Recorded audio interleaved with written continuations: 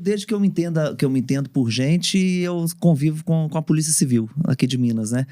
Meu pai é policial, meu pai é delegado-geral, aposentado.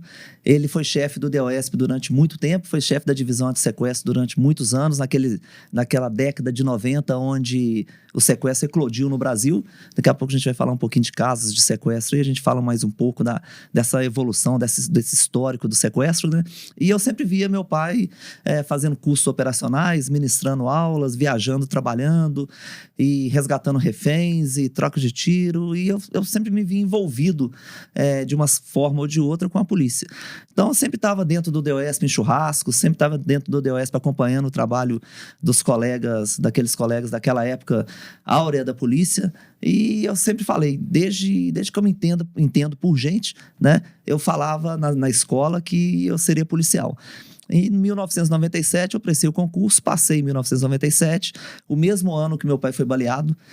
Então, assim, para minha família na época, principalmente minha mãe, que ainda era viva, minha mãe faleceu em 2004, um pouco tempo depois, mas para ela foi um desespero, né? Meu pai foi baleado em janeiro e em março eu passei no concurso. Ele ainda estava no hospital, ele tinha acabado de sair do CTI, ele ficou no CTI por volta de 62 dias, mais ou menos, Caraca. entre a vida e a morte.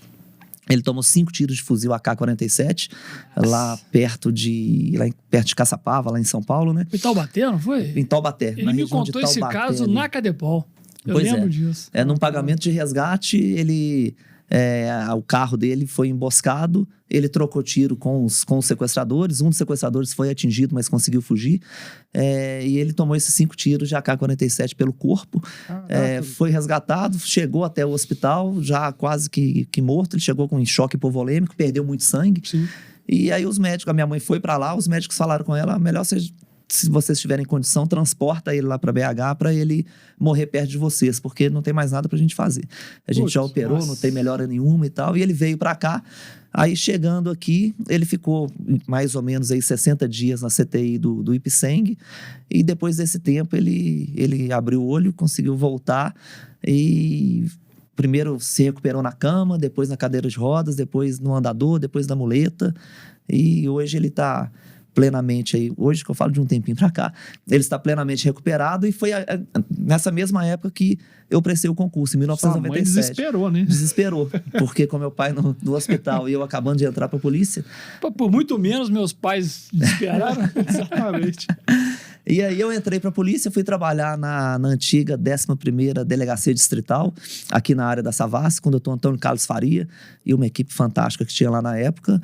Fiquei lá durante 1 ano e meio, mais ou menos. O doutor Antônio Carlos Faria assumiu a antiga Superintendência Metropolitana, que hoje não existe mais. Aí depois eu tive a oportunidade de ir pro DOESP, em 98, mais ou menos, final de 98 eu fui pro DOESP e permaneci lá durante esses 25 anos de polícia, mais ou menos aí 23 anos, 22 anos, trabalhando no Departamento Estadual de Operações Especiais.